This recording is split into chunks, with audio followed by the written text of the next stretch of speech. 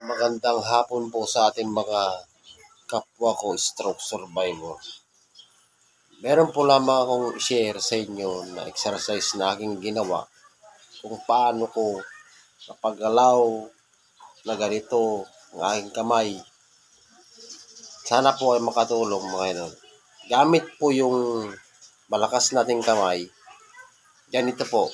Para hindi po maligas yung ugat na nandito tsaka nandito sa likod. Ganito po yung ginagawa ko umaga, hapon. Gamit po itong malakas na kamay. Ganito yung exercise na ginagawa ko para po hindi po manikas yung buto at saka yung ugat. Ganito po. Ulit-ulit nyo lamang po.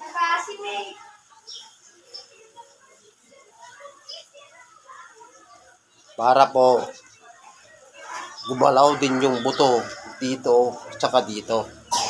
Para maiwasan din yung frozen shoulder.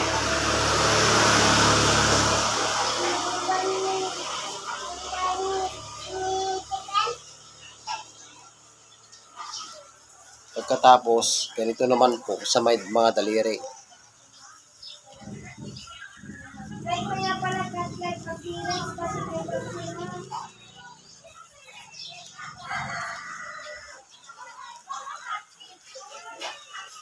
Salamat po. Sana po ay makatulong.